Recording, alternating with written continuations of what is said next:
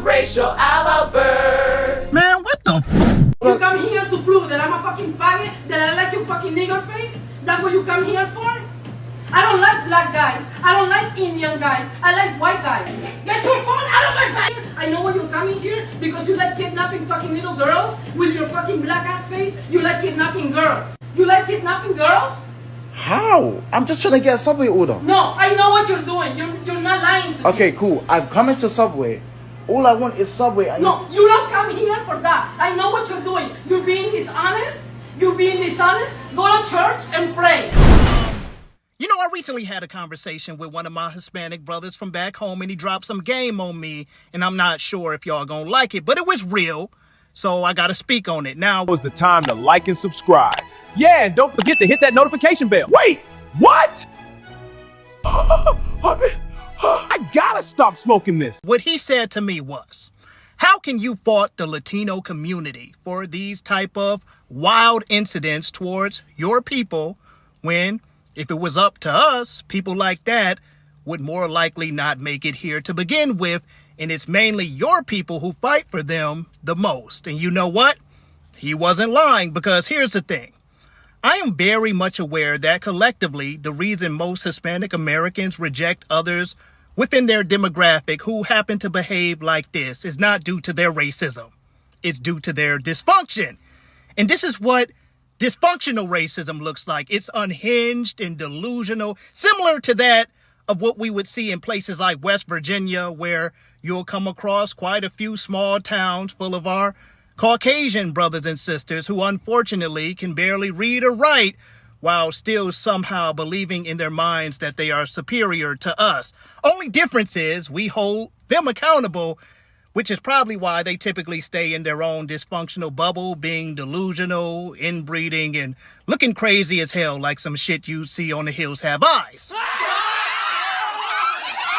But as Black Americans, it really seems like anytime it's another minority group, we embrace those within their communities that they themselves don't even condone for the most part, because somewhere along the line, we decided en masse that it would be best for us to play the role of like representatives for everyone who is poor and claims to be oppressed, which is actually very illogical, because in America, it is by far more people who are poor due to their own bad decisions than those who are poor because of the man or white supremacy.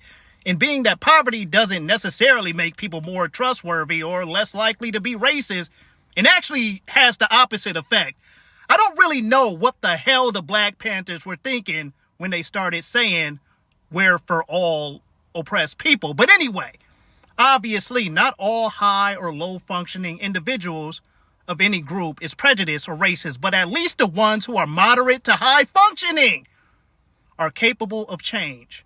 Why? Because even though they might feel a certain way about us, they have the self-control to make it not as blatant or obvious. Therefore, in the midst of dealing with us, sometimes they have good experiences or even fall in love and say to themselves, you know what, I'ma change my tune, which has actually happened to me before. I've worked at jobs out here in California where at first people didn't really seem like they wanted to talk to me because maybe they expected the worst.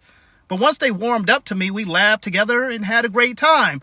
But with people like this, who see us and just go crazy, you know, racist on top of being delusional and ready to risk causing a harassment lawsuit or a fight, chances are ain't no fixing that. And we can't be mad at Latinos for it, because collectively, by far more Latino politicians would address this and openly say that this woman is unfit to be here than Black ones. Let the Black ones tell it. Addressing this behavior is white supremacy itself, and the Latinos who are against not having a screening process to filter out the crazies like this all do it out of self-hate. Not because they know for a fact that it's quite a few individuals from where they are from that maybe due to the lack of services are very mentally unwell, and they rather not have them here in large numbers, lowering their quality of life. But self-hate, that's what it must be. Yup.